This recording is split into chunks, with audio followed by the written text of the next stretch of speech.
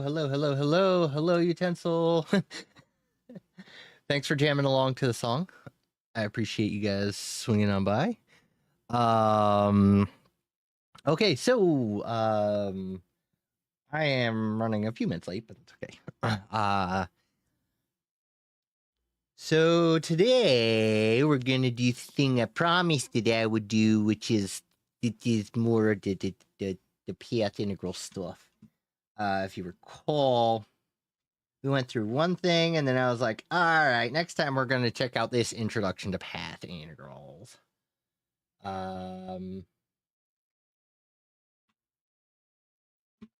What?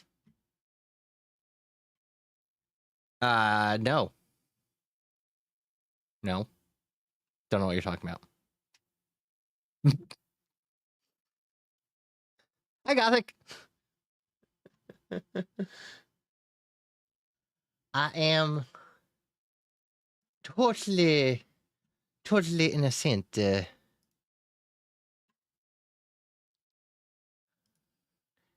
Everything is fine. Everything is fine. Oh boy. Anyway. And on that note, okay. So for those of you, that is literally not the thing that I need to open up. Smooth. I'm doing well today. I hope you are all doing as well. Yeah, there's a little bit of there's a little bit of me running around in circles like that. Aw, poor Garlic. I do hope you feel better. Call this math ASMR. Yes. That's what we'll call it. Oh no. That's poo. Yeah, sometimes like mornings will be good, sometimes mornings will be worse. Well, I do hope you feel better soon. Awesome, utensil. That's really good to hear. Hey, Gothic. I hope those meds kick in pretty soon. Yeah, it always sucks. It's so hard to do anything when you're feeling crappy. I hate it. Anyway. Okay, so why are you doing good for once?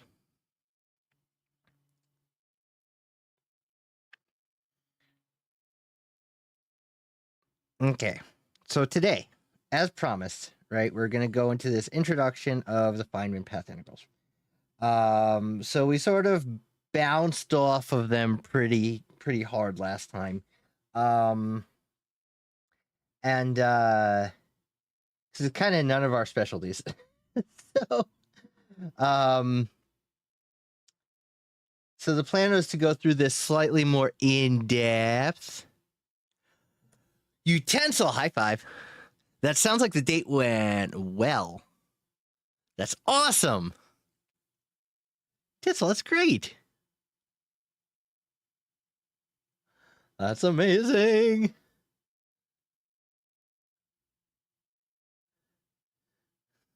Right? Ah, yes. Well, I wish you all the best in continuing that. That is amazing. I'm so glad to hear that. That's wonderful. And if anyone will cheer for you, it's definitely Gothic. He will absolutely cheer for you. At any rate, so on that amazing note, so it was okay. So we're just gonna kind of cruise through this longer thing, or at least parts of it, and see if we could pick anything up as we're going through this, right? Okay, so as Feynman directs genius, it realized integral kernel propagator. So as we said before, the whole purpose of this is we are trying to take our understanding of a particle as a wave function, right? Like some way, actually it would look a little bit more like this, right? Right, and you have this wave packet, and that's kind of the, your particle there. But the question is, how does this move over time, right? You can set up this, this wave function to describe it, and it's a probability distribution. But how does this evolve over time? And so one of the ways that that Feynman and Dirac came up with was the propagator, right? Trying to define the propagator, which is exactly what you think it is, right? It propagates things. Yeah.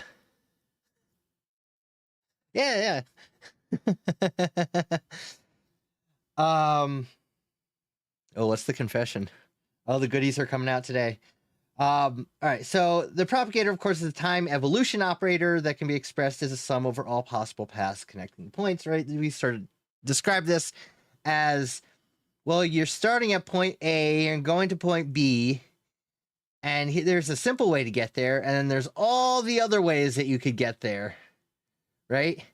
And so in quantum mechanics, unlike in classical mechanics, you have to take all of those into account. And in fact, you can show, and we did show last time, that if you go into the realm where you're dealing with classical mechanics, all of the non-classical terms kind of fall essentially to zero, right? So theoretically, you're taking into account all of these paths, but in reality, all of them are canceling out, except that a path that you would expect in classical mechanics, right?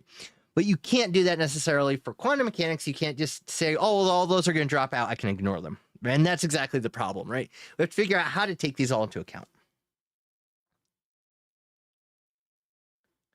Aww. Well, I certainly hope I could put you to sleep with math. I appreciate that, Utensil. That's really cool. That's good to know. I'm glad I could help.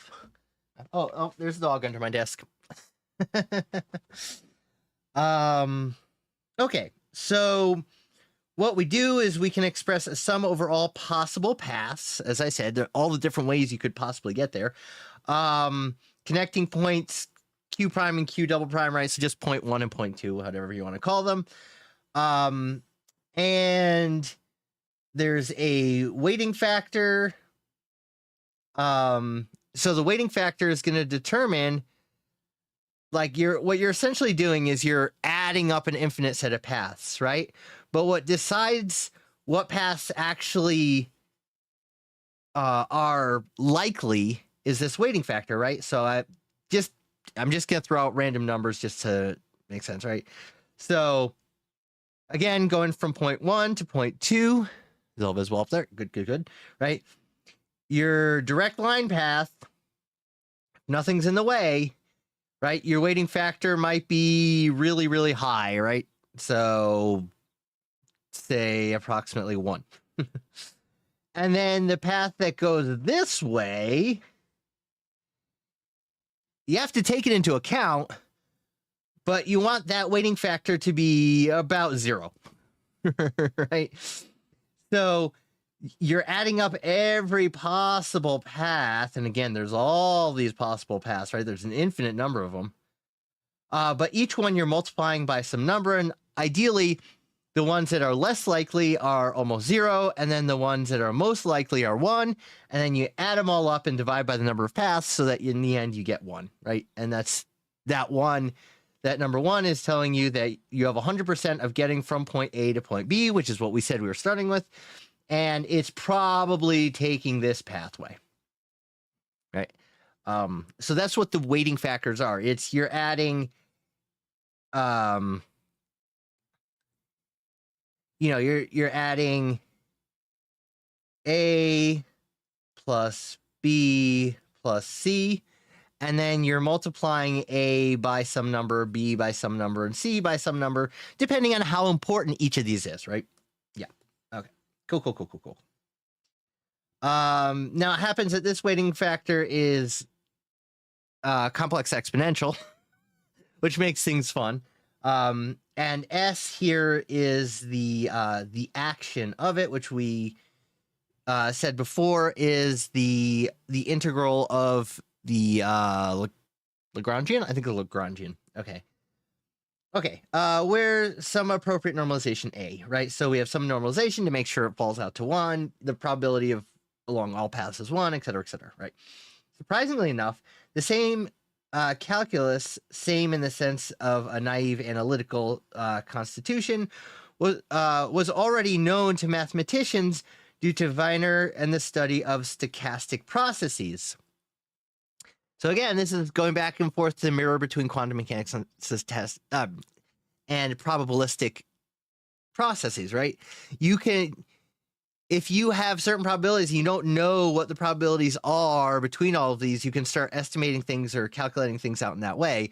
Because again, the quantum objects are operating in probabilistic terms.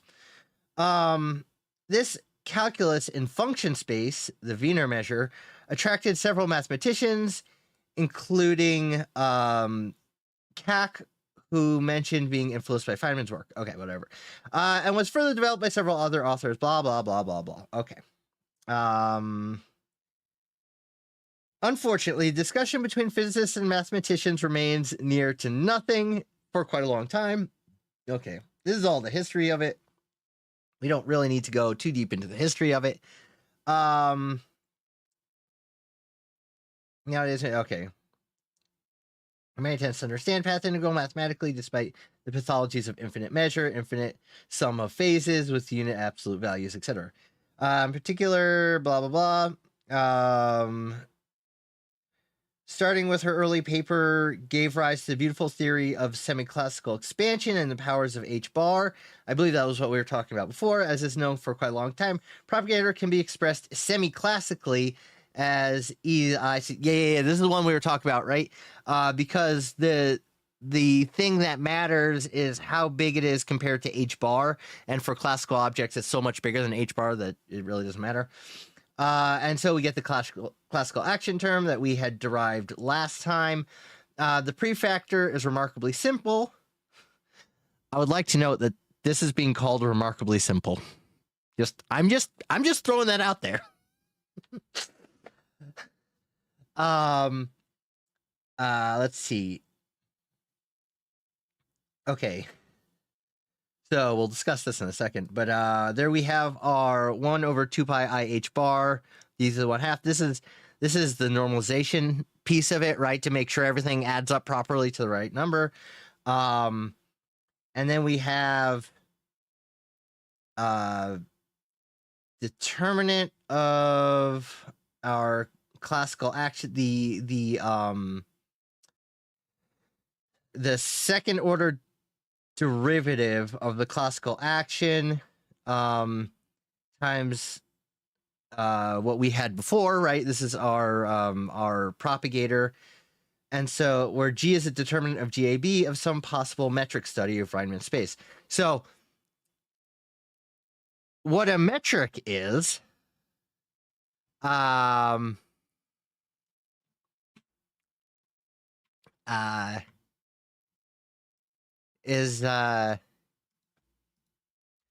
just don't like people having ads. Speaking of which,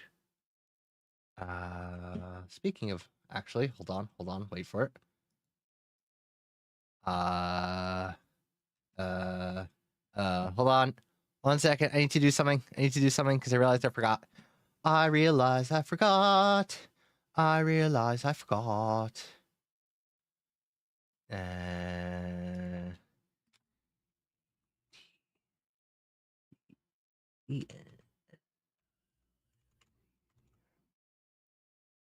Excellent. Beautiful. Shazam.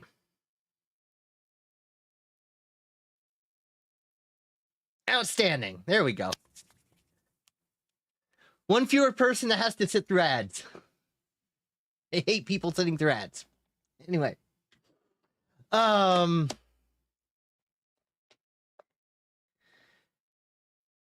So. You're welcome. Again, I hate ads.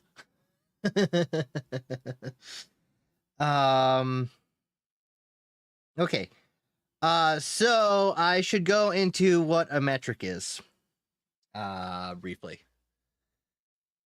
So a metric is something that tells you how a space is shaped. So you can think of it like this, right? We're used to sort of flat spaces, right? And moving around on flat spaces. We're used to this concept, right? The metric on here would be 1, essentially, right? There's no distortion, there's no change, nothing like that. If we were to take that flat space, right? Like say this is the surface of a paper, and we were to start bending it, right, in 3-dimensional space. So now it's like this. Now, my movement, a certain amount of movement as seen from the point of view of the paper is different from the amount of movement seen on here, right, in 3 dimensions. So in other words, part of the movement along the sheet of paper is the geometry of the space in which you're moving in, right? It's the geometry of the paper.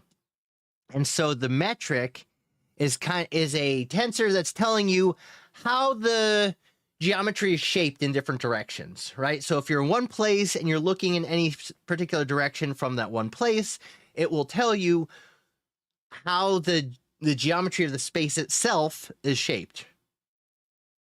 If that makes sense. I hope I didn't completely lose people with that. I don't know how good that analogy was, but right? So it's that's the basic idea, right? So the metric is telling you how things move, or how a space is shaped in which things are moving, right? And so that's why you're dealing with the determinant of that metric, because a metric is actually going to be expressed as a matrix, right? The determinant of some possible metric structure of Riemann space, and again, that's what we just talked about.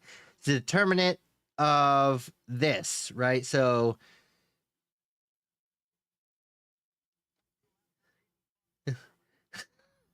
I am nobody's master, but I am here to have some fun. Thank you for showing up. Right. So we're dealing with how, so the metric is okay, blah, blah, blah. Determinant of the metric tensor, which is this.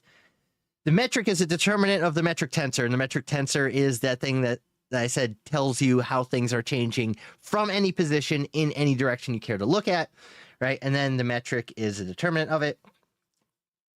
So the determinant of this deal, which is again our action that we had defined before, right? So our action is the integral of the Lagrangian, right? But then we take the derivative of that with respect to our spatial dimensions, right? X prime A and X prime B. This is known as the Pauli van Vleck-Moret determinant. The semi-classical WKB solution of the Feynman kernel. We use the notion semi-classical and WKB simultaneously. Is based on the fact that the harmonic oscillator, respectively the general quadratic Lagrangian, is exactly solvable, and solution is only determined by the classical path, not the summation over all paths, right? So a big problem with some of this stuff is I can set up this giant integral that's theoretically taking up, talking about all these possible paths and yada, yada, yada. The question is, can I solve it? And the answer is, in many, many, many, many cases, no. Right? At least you can't solve it completely, right? You can numerically solve it, but you can't solve it completely. So, what you do is you go to those solutions that you know are correct and are approximate to to what you're seeing, and you start looking at variations from the thing that you know how to solve, right? And you can start developing solutions around the solution that you know that you can get. And so the harmonic, again, that's why the harmonic oscillator comes up all over the place.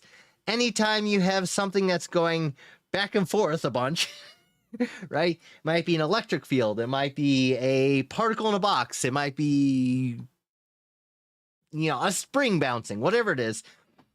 This harmonic oscillator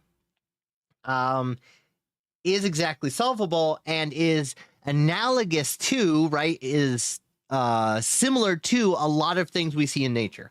Therefore, it's a useful kind of model to use. Okay. As it turns out, an arbitrary kernel can be expanded in terms of classical paths and the expansion of powers of H. The semi-classical kernel, at least its short time representation, is known since Van Velk derived the correspondence principle. Okay, later on, Pauli was given detailed discussion on, the lecture notes. All right, more rigorously, the short time propagator for the one-dimensional case was discussed. Okay, so again, this is more history. Different people went through and solved this for different specific situations. By DeWitt extending the previous work to, okay, yep, no worries. We'll be here to d-dimensional curved spaces. So again, this is important. Why do we care about d-dimensional? Mathematically, it doesn't matter how many dimensions you have, but physically it does. So if you're working in kind of a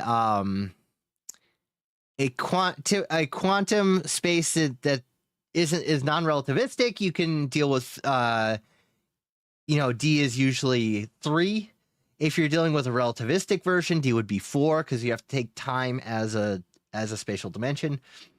Concerning the semi-classical expansion, every path integral with a Hamiltonian, which is quadratic in its momenta, can be expanded about semi-classical approximation. Converges. Okay, so in other words, a Hamiltonian. What is a Hamiltonian?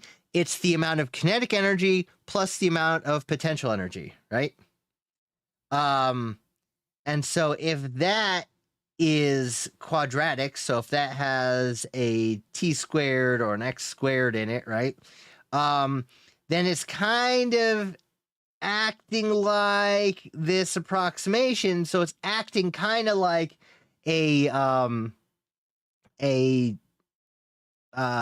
what's called a harmonic oscillator. So we can say, well, it's close to a harmonic oscillator. So we can use that as our starting point and look for solutions near the harmonic oscillator solution, right? And we can start looking at things around there. Supersymmetric quantum mechanics provides a very convenient way of clarifying exactly solvable models in usual quantum mechanics and a systematic way of addressing the problem of finding exact solvable potentials. Okay, so using the supersymmetry solution to quantum mechanics, which is where you get antiparticles from and things like that, right? That's where it's useful. The reason why it came about and the reason why it is part of the theory is because it provides exact solvable potentials that you don't find if you don't have this, right? It turns out that the math falls apart if you don't use this version. And so this is how a lot of the physics of this sort of physics evolves, right? Is that you'll have a bunch of experimental results, and the results don't quite fit the theory that you have, right? It just doesn't fit for any number of reasons. And then you come up with a new theory that allows you, that's usually an expansion of a previous theory in some way, right? They're usually you're not revolutionizing, you're not completely shifting everything. Usually what happens is the other theory is found to be approximate, and hey, it works pretty well under certain constrained conditions. So in the same way that classical physics, right, the Newtonian physics works perfectly fine for things that are going slow and aren't too heavy. And that aren't too small. So for the world that we find ourselves in, for example, 90% of the time, you don't have to go past Newton's physics when it comes to just mechanics of how things move. It works fine. Now, it's not exact, and there are errors in it, and those errors are explainable through relativistic mechanics. But you have to be in certain situations for those to actually show up as usable or as necessary to take into account. So you'll expand, all of a sudden you'll expand this theory, right? That's underlying all of your explanations. And this theory is going to come up with some, built into it is going to have some math that says, hey, this should also be true. This thing over here should be true. And then you have to wait for a while for experiment to catch up and be able to evaluate, yes, this is in fact true, and the theory is valid up to this point, or no, it's not true, theory is wrong, we need to go back to the drawing board. Anyway.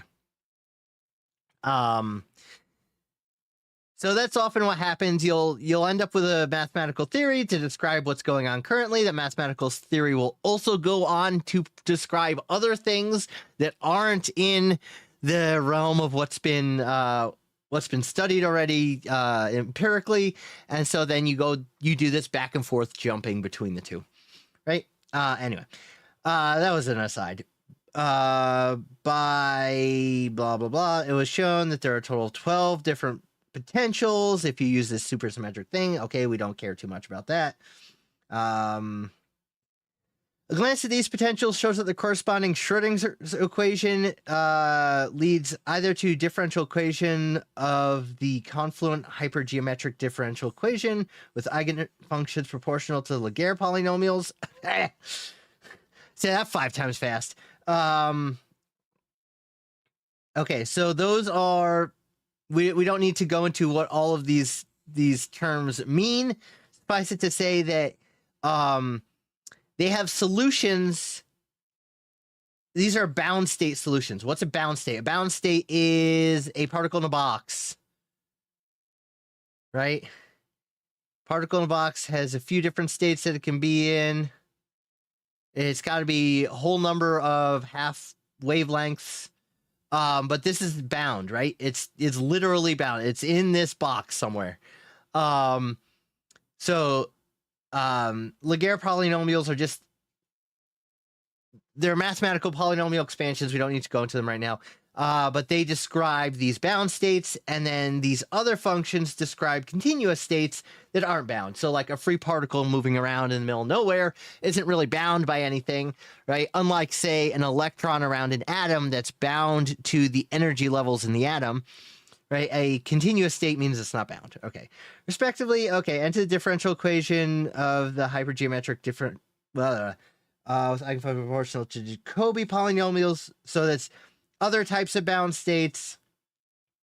And so, in other words, there's a few different types of bound states. Again, some of them might be analogous to your simple harmonic oscillator.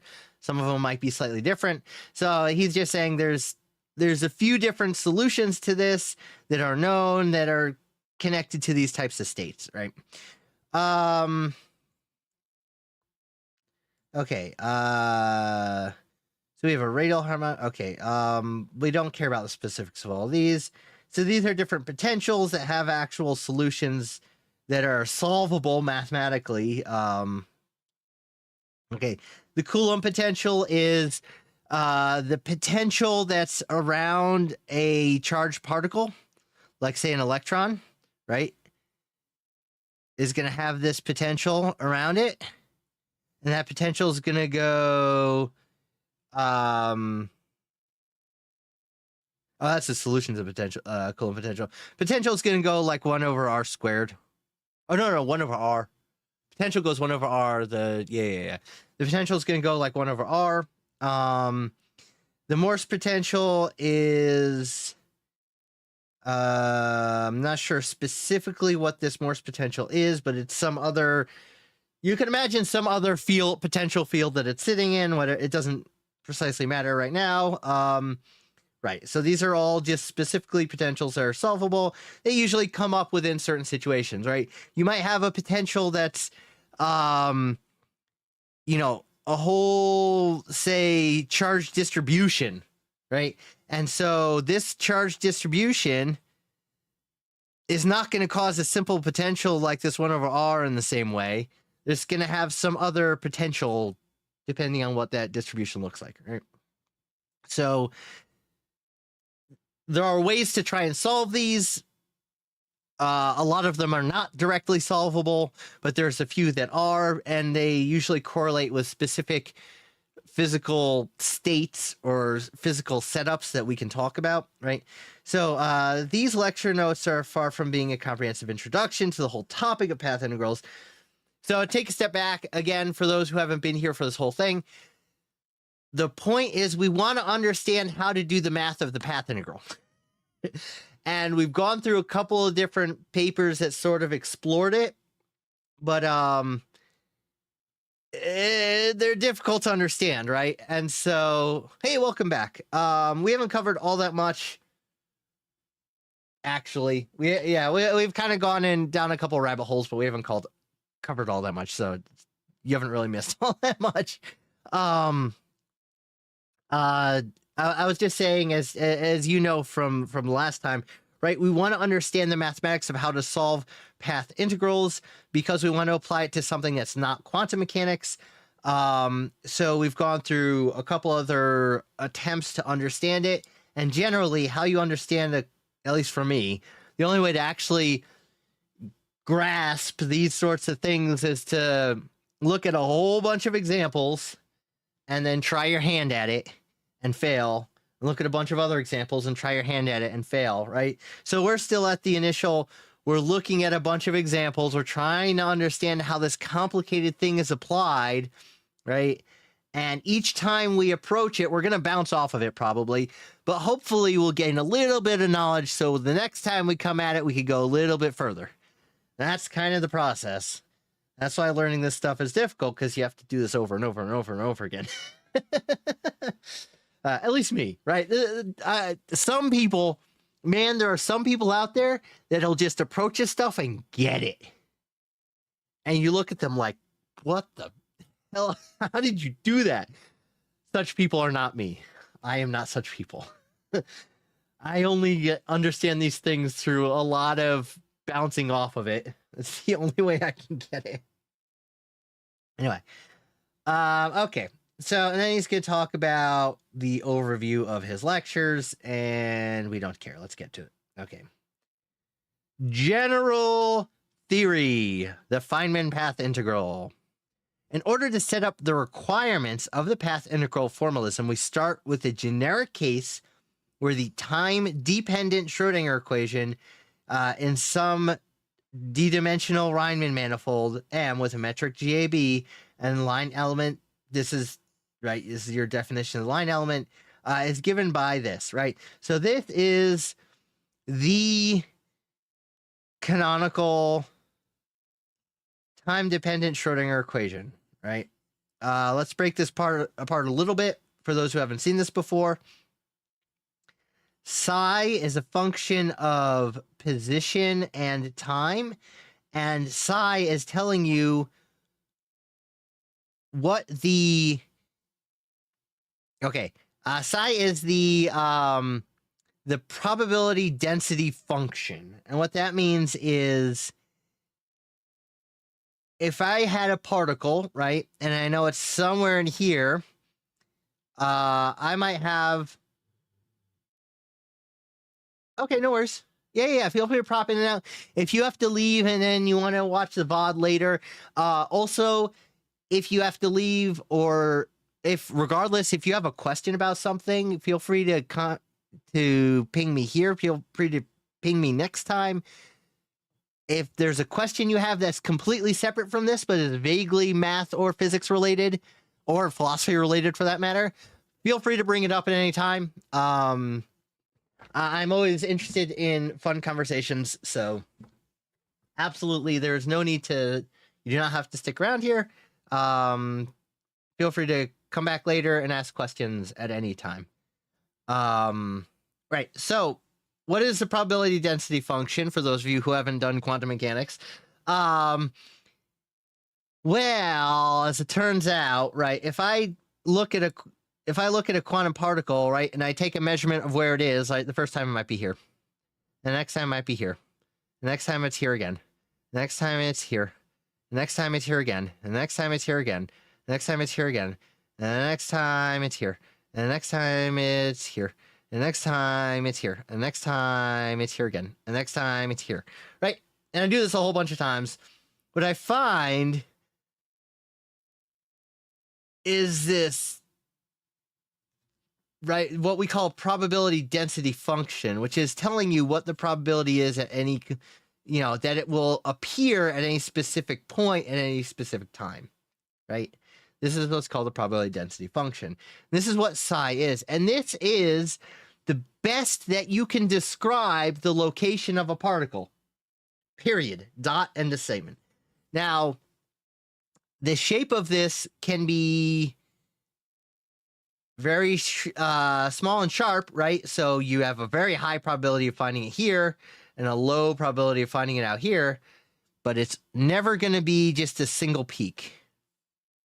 Except technically right after you make a measurement, it'll collapse to a single peak, but then it's going to immediately start to relax back out into the larger.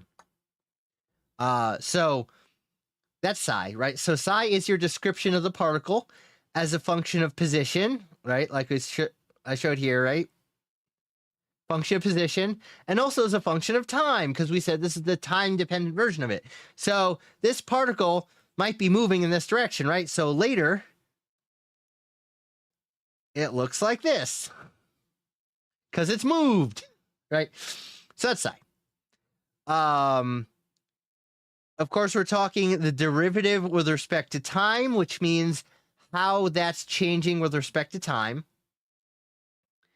So we're saying that h bar over I, so essentially just some, this is a numeric multiplier, so you don't have to worry about too much about that, right? So we're saying the way that this changes with respect to time is equal to this thing over here, right? Well, over here we have our psi again, right? And then we have this noise. Well, if we look at it closely, this is a potential, right? So again, it could be in a field like an electric field or something, right? It's in a potential. That potential could be zero, right? It could be out in space. There's no potential there.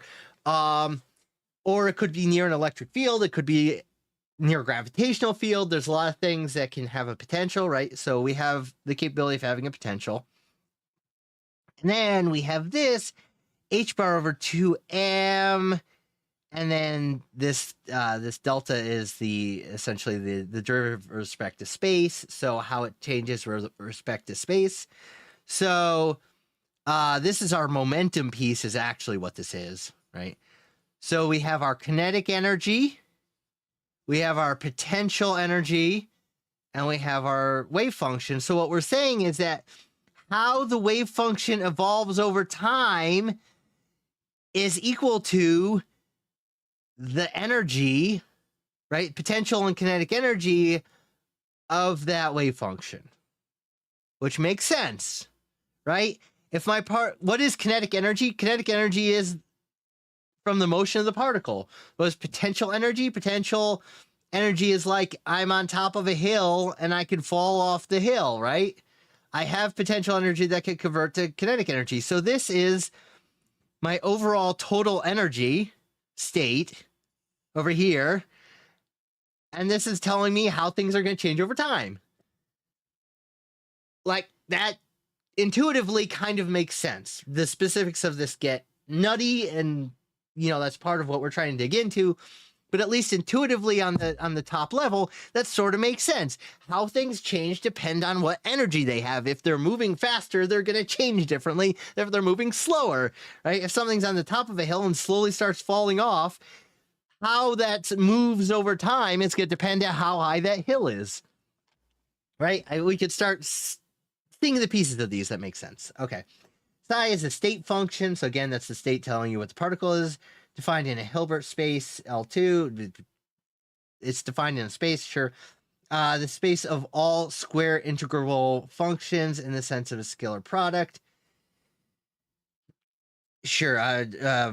Right. So it's, long story short, it's you can integrate it, right? It's an integrable function. Um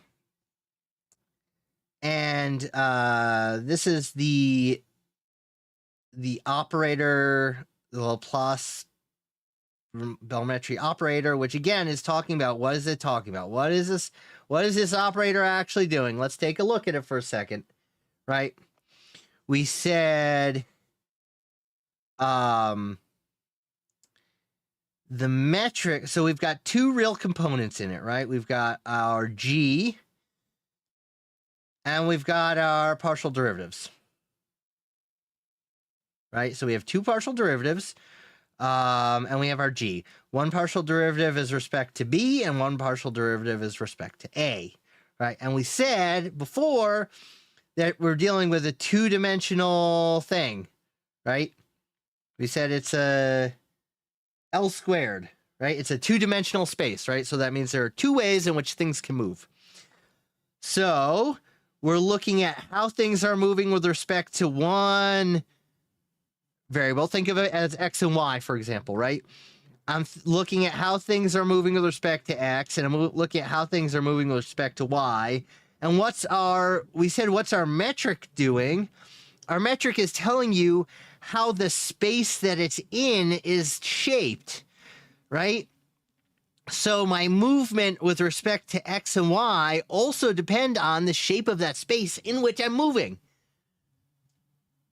So again, we're not right now going into specifics of this, but what it's talking about is it's saying that the way things are changing. Hold on 1 second. Hello.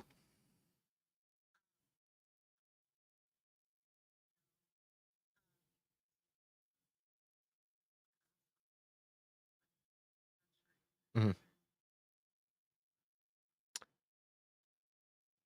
Gotcha. Yeah, I don't think that's getting picked up at all.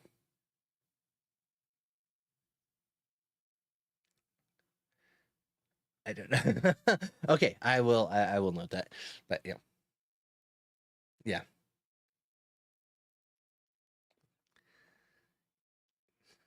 Gotcha. They're practicing. Cool. Well, thank you. I appreciate that. No, that's good to know. All right. Thanks. Bye. B was just passing along information. I don't think we're getting it come through here, but if you do hear noise, there's apparently an air show this weekend, and they're flying all around the area, making noise because they're practicing for the air show. So if you hear jet engines, it's because there's an air show in our city. Oh, there you go. Right. So what was I talking about? Right. So we're talking about how things, this is talking about how things are changing as you move in space, and to understand how things are changing, how they move, and, you know, how things look as you scan around your space, right? How are they moving over the space? Well, you have to know what the space itself looks like, and that's what the G is telling you. And you have to know how things are changing. That's your derivative, right? Your derivative tells you how something is changing with respect to some other variable. So this is just an expansion of it. We don't need to go into the specifics of all of this, but suffice it to say that we're taking into account how, think of it like this, right? You're taking into account what this looks like on a flat space, and then you're also taking into account a non-flat space, right? So you have to understand how both of those are operating to be able to do this. Okay, the Hamiltonian, which is this piece over here, which again, we've said the Hamiltonian is kinetic energy plus potential energy, and that's exactly what we have. Is this noise is usually defined in some subset within our space, such that is self-adjoint. Geez, I forget the exact definition of that. Hold on. Let me look that up. Let's self adjoint. Self adjoint operator. Thank you. As a thing which is a joint to itself. You're super helpful. It says is linear map A from the vector itself to its own adjoint. Is finite dimensional orthonormal basis. This is equivalent to a condition of matrix A as a Hermitian matrix. A the transpose. Okay, is equal to its conjugate transpose.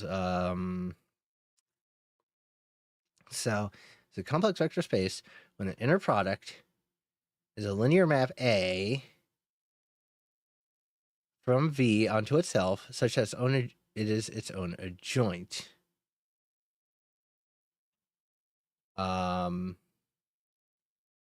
Okay.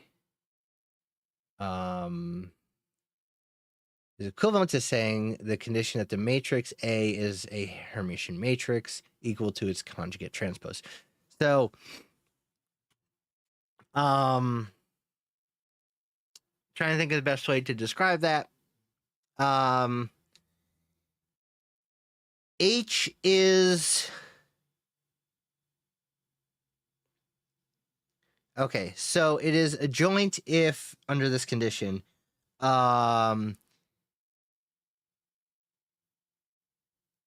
H on X comma Y is equal to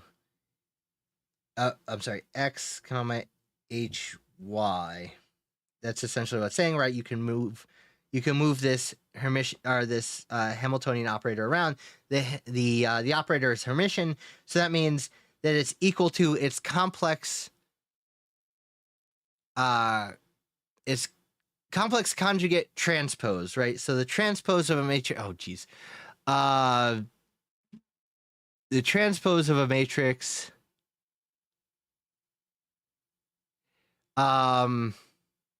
is, oh man, we're digging deep here on this one.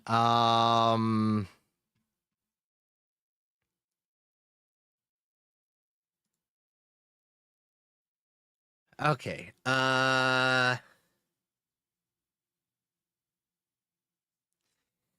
So if A is a matrix, then is an M by N matrix. So in other words, M rows by N columns, right? It's Hermitian if it's equal to its complex conjugate. So, or a complex conjugate transpose. So if I transpose the matrix, which means flipping everything around the diagonal, right? If I flip everything around, that's the transpose. And then I take the complex conjugate by turning all imaginary number I, which is square root of -1, into negative I, which is negative the square root of -1. If that's equal to itself, then it's Hermitian, right? So what does that actually mean? So what that means is if I have some matrix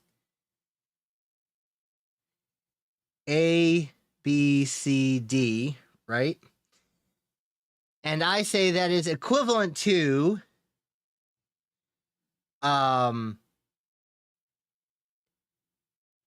A, C, B, D, right? That means it's equivalent to the transpose. And then I say, if there's any imaginary component to C and B, they have to be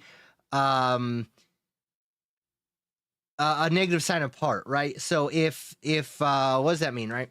So if C equals I, then B has to equal negative I, because then when I take the complex conjugate transpose, right, I'll be going from A negative I D, right? That's my initial one. And then I'm going to reverse it. So then I get AI negative I D as my transpose. Then I take the complex conjugate. I convert all my I's into negative I's. And then I get the same thing. I get this again, right?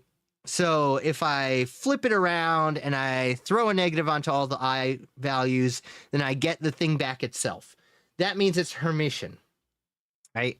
Things that are Hermitian have a whole set of very important properties that we won't go into. But a Hermitian matrix, most of the operators that you'll see in quantum mechanics have this property of being a Hermitian operator, and that's very important for a lot of the operations that go on within quantum mechanics. It's important for the operators to be Hermitian. So that's what a Hermitian operator is. So we're saying that the Hamiltonian is defined as being a Hermitian. Okay. In contrast to the time-independent Schrodinger equation, H psi equals E psi, in which is an eigenvalue problem and equation, which are both defined on D of H by the unitary operator e to the negative I t H over H bar describes the time evolution of states, right? Okay, which are both defined in D of H. I'm sorry. Let me read that again. In contrast to the time-independent Schrodinger equation, H psi equals E psi, which is classic, you apply this operator H onto psi, and that comes out with the energy. That gives you the energy, right? If it's not time-dependent, which is an eigenvalue problem. And equation 1.1, which are both defined on D of H.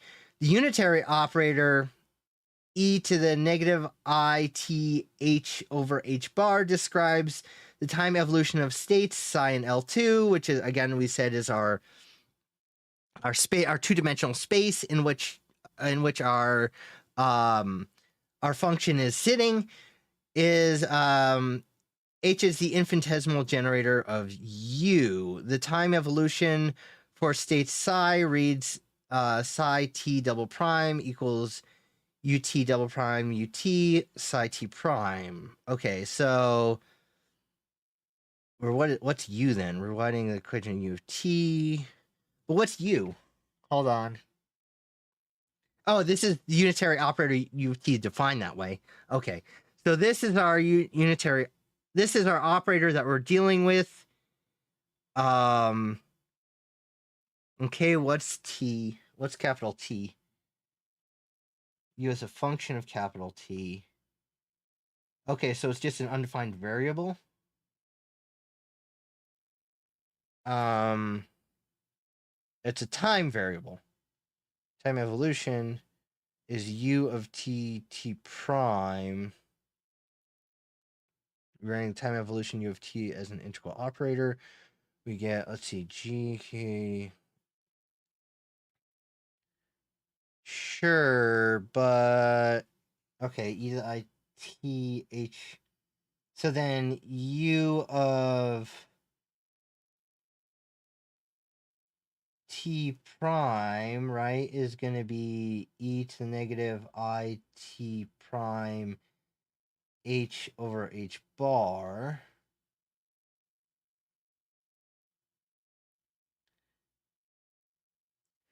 But why is U a function of t double prime and t prime?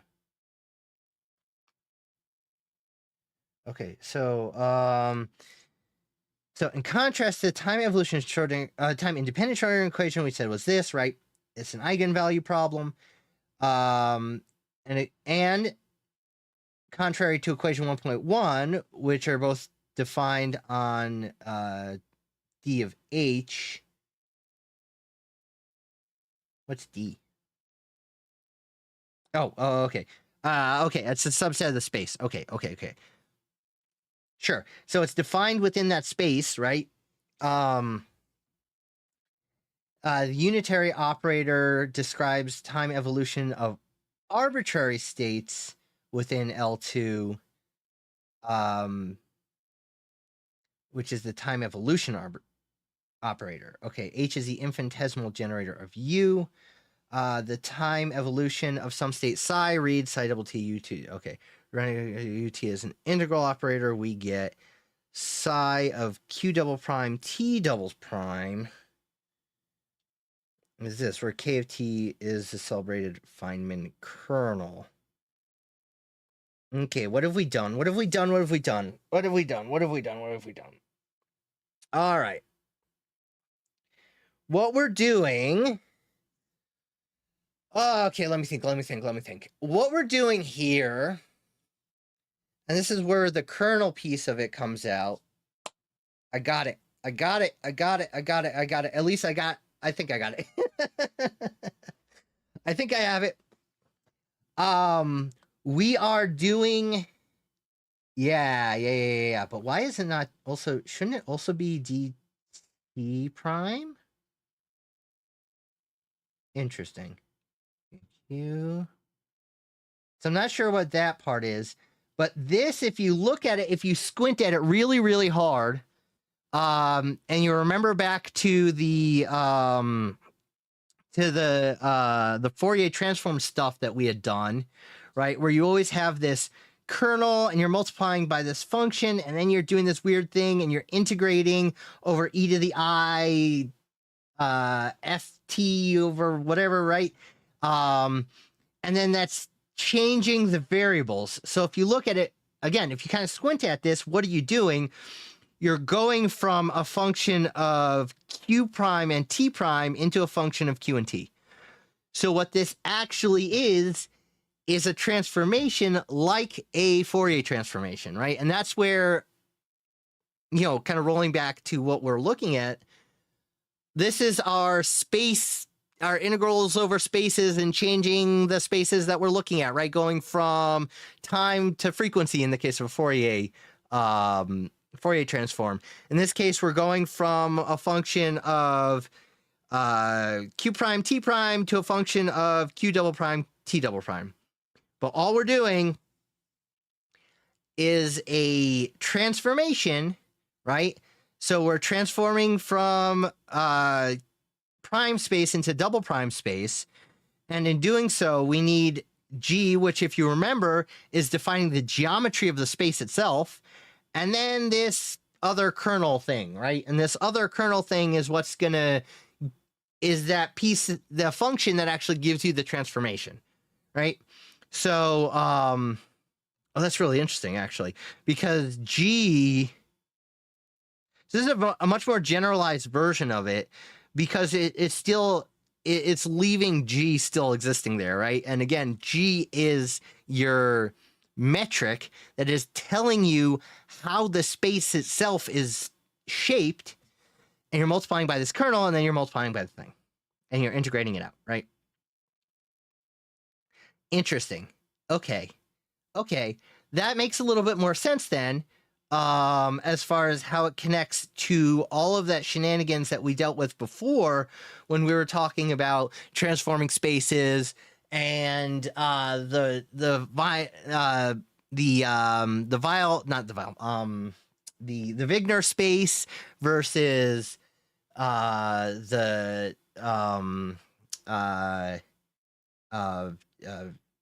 what's it called? Ambiguity function, right? And we said, well, these things are actually just a double Fourier transform apart, right? We're just switching from one type of space to another type of space. In the same way you can go from frequency to time and time to frequency, back and forth to the Fourier transformation. This is a more general version of all of that. So that's where the hints are coming from, that this is going to apply to our other problem that's actually an electrodynamics problem, right? Okay. KT is the Feynman kernel. Equation 1.1 and 1.3 are connected.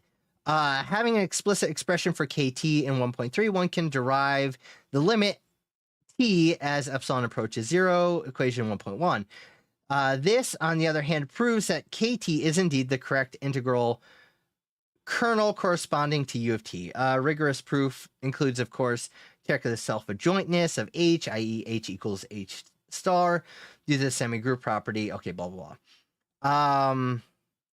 For time independent, we can say that Q, T plus C, okay. So we're just substituting Q prime for Q in here, it looks like. Right? That's all we're doing. And then T prime for T. Through this by integrating over Q. Okay. So again, this is another, we're kind of transforming variables kind of thing. In this case, in the case of a Euclidean space where GAB is a delta function, right? So in other words, GAB is, the curvature is 0 except for at the location where A equals B, and then you have a spike, right? So in other words, there's nothing outside of exactly where you are, so you don't have any kind of weird curvature going on stuff. S is just the classical action, right? So under the case where you don't have any real curvature in your space, S is just a classical action, which is, right, 1/2 mv, right? What's velocity? Velocity is the derivative of distance with respect to time. So that's what Q prime is, right? So it's 1/2 mv squared, that's your kinetic energy, minus your potential energy, V, and we integrate that over all time. And again, you're integrating the Lagrangian, because the Lagrangian, if you remember, is Ke minus Pe, and the Hamiltonian is Ke plus Pe, right? And we were dealing with the Hamiltonian up here when we were talking about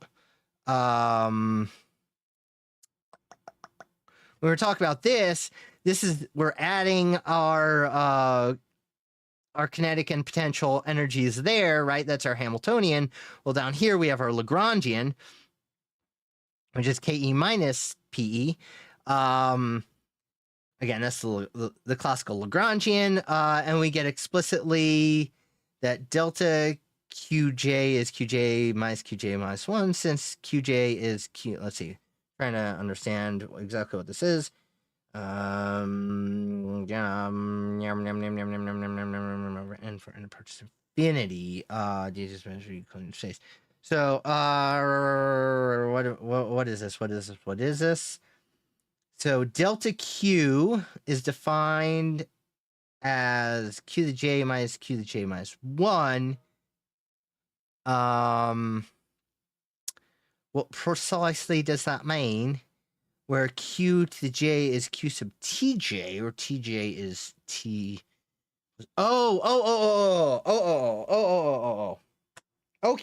Okay. This is a variation thing. Okay. That took me a hot second to actually look at it and be like, what the heck is going on? What's going on is simply as follows. Hold on one second. Okay, cool. Took me a hot moment to figure out what was going on here.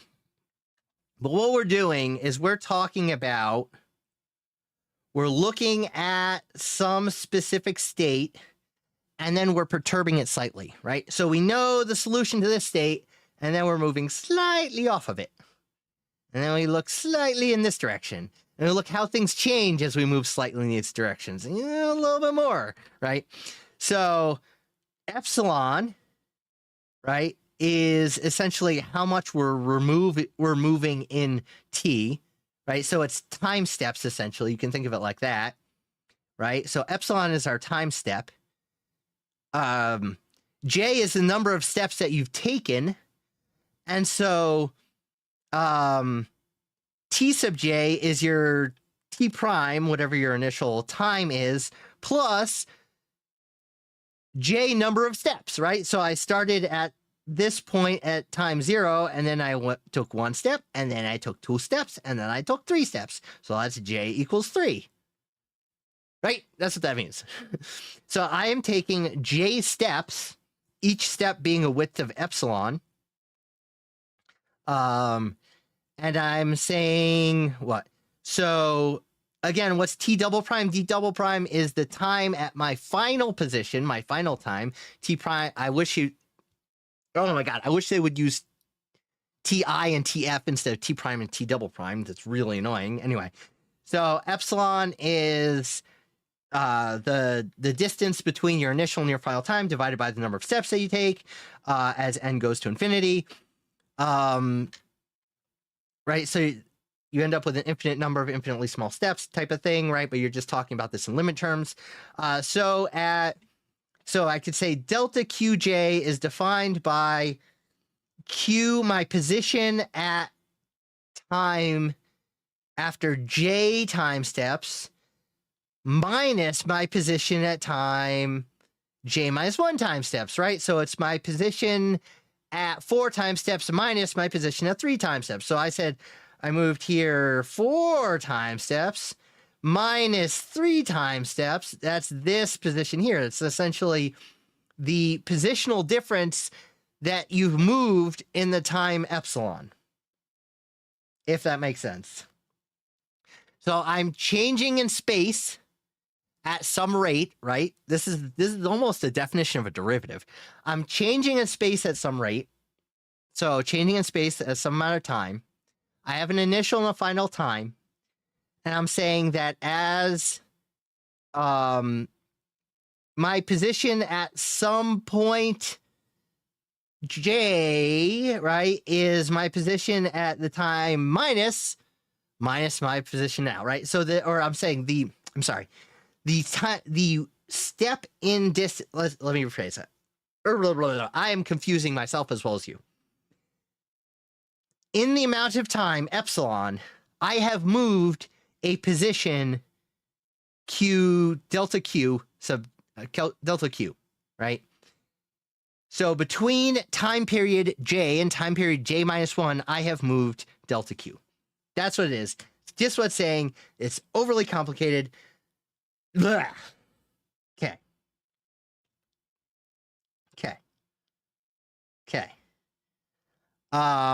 So we say our kernel. So this is our function that's telling you how things move. We'll end here. I think we'll end with this function. We'll at least start to look at this function, and then we'll end with this. So our kernel that's telling you how things move is the limit as n approaches infinity, like we talked about, right? Of m over 2 pi I h bar t. This is our what's it called? Our normalizing constant, right? So we have some normalizing constant, sure. This capital pi is the equivalent of, if you've seen a capital sigma for a sum, but it's multiplying instead of adding, right? It's the same thing. So we're adding all of these different terms over all these different j terms. What are we adding? So we're talking about the integral from negative infinity to infinity with respect to qj. Okay, I'll think about that for a second. Times the exponential, or I'm sorry, it's the integral of the exponential 1 over a, or I over h bar. Again, that's just a constant. We don't have to worry about that. We're summing from j goes from 1 to n. M over 2 epsilon. So again, epsilon was our time step. Let's see, qj. Okay, so what's that? What's just the square of that? So it's what? Because this on q. So that would be delta on qj minus qj minus 1. So that's going to be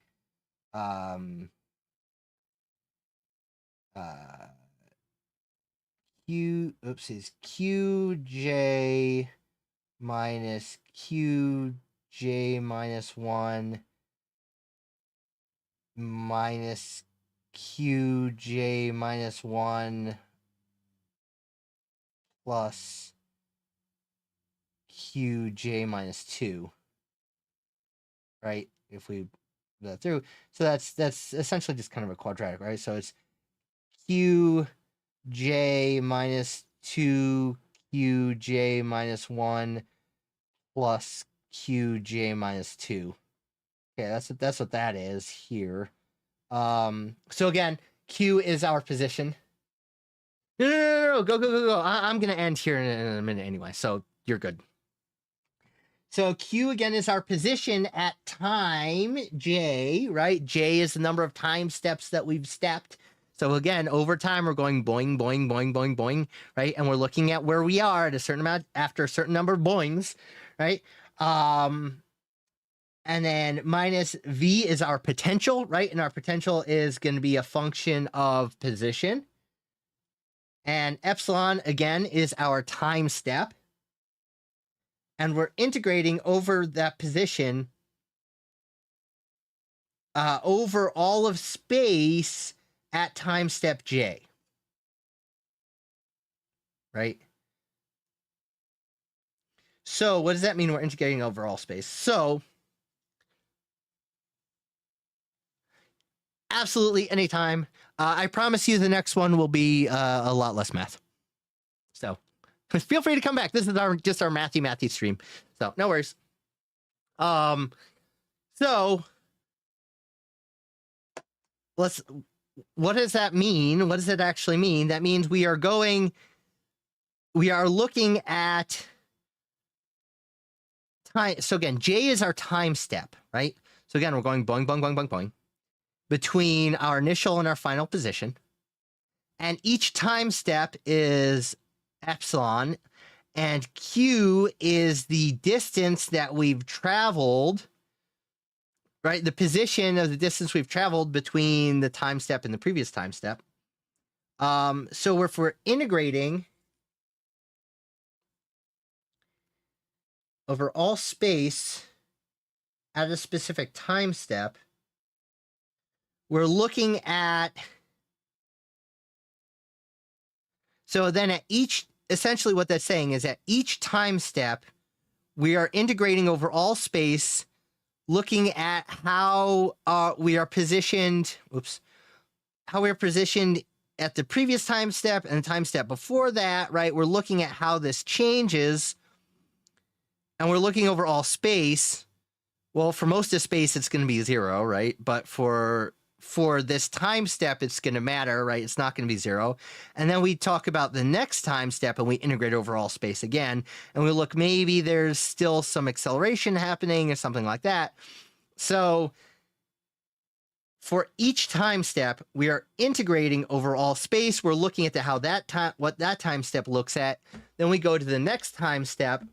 We integrate over all space, look at what everything looks like at that time space, at that time step, make another time step, look at what, right? So each of these integrals over all space is looking at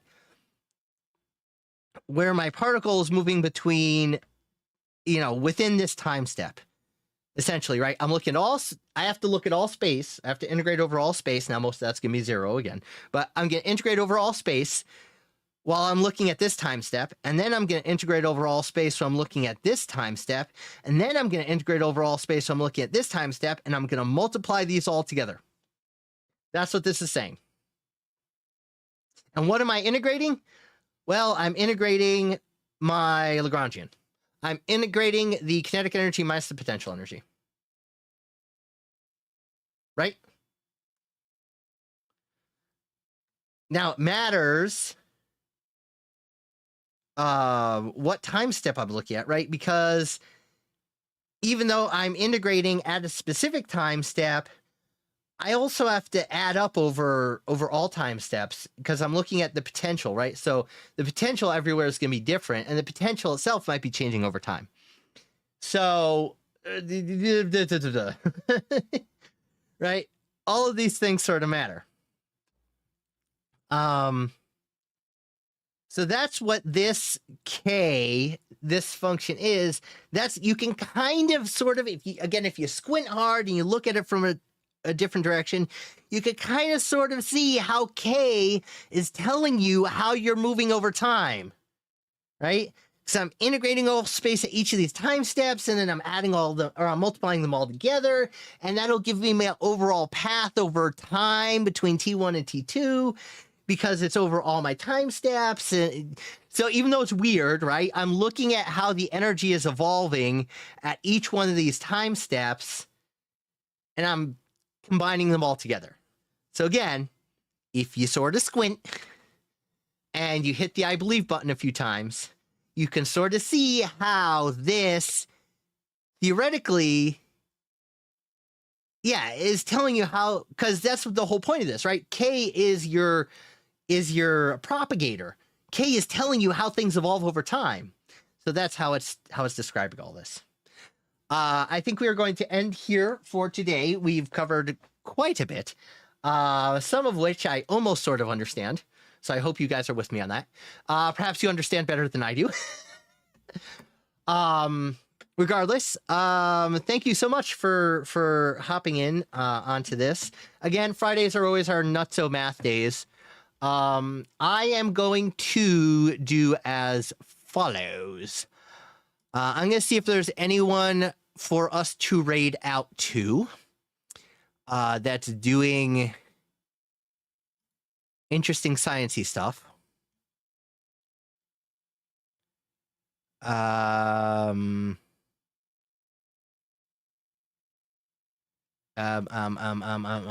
Someone's working on suspension.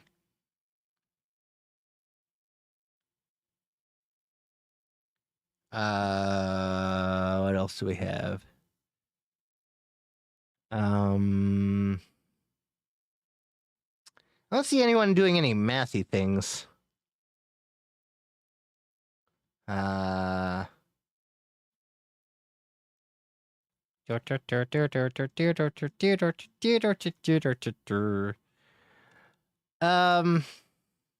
this? What's this guy doing? The relationship between the multiply by p map and what? This guy's doing mathy things. And the alleged formula for Z of n. Okay. Yeah, sure, this guy's doing some weird mathy things. Let's raid them. For no particular reason. And he's got some fun horns on his head, too. So, raid? Is that the wrong one? Raid. There we go. Raid. Control V. Oops. Because the formula says if you do like Z of Thank you very much. I appreciate it. P. Thanks for hanging out. We'll do, like I said, we'll do less mathy stuff next time, I promise. It only works if but let's go ahead and raid this person who's like, doing mathy things because they're doing mathy things. Huzzah! Becomes the smallest prime. I will see you around next time when we do something that's a little bit should be less mind blowing. Let's call it that. Thank you so much again, and have a wonderful evening. No, not if it's a smallest prime, right? If it's a smallest ratio. Right. So if it gives a smallest ratio, then. Whoa! Got a raid from Baron the Regal Beagle. Welcome in. We're probably just about to wrap up stream. I'm trying to do a quick little summary with Nias, who's on voice chat with me. Just remember what we learned, what we want to take away from this session. But I'd love to know how your stream went. If you got a raid and run, no worries on that. Oops, and welcome in, Butin Sambo. I don't know. Did you come from the raid? It doesn't. It says it's just your first time.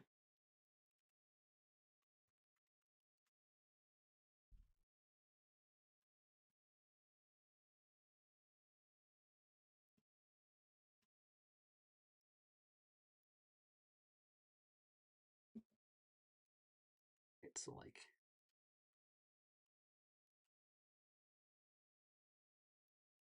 that's the idea here. If you got like a minimal ratio. Hey, Mark.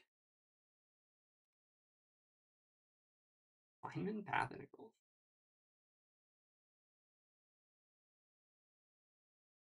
More physics than I've ever done in my entire life.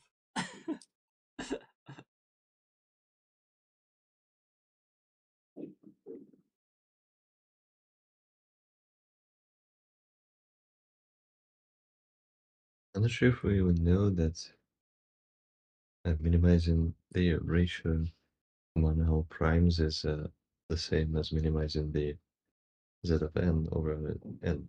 So it'd be smaller than that.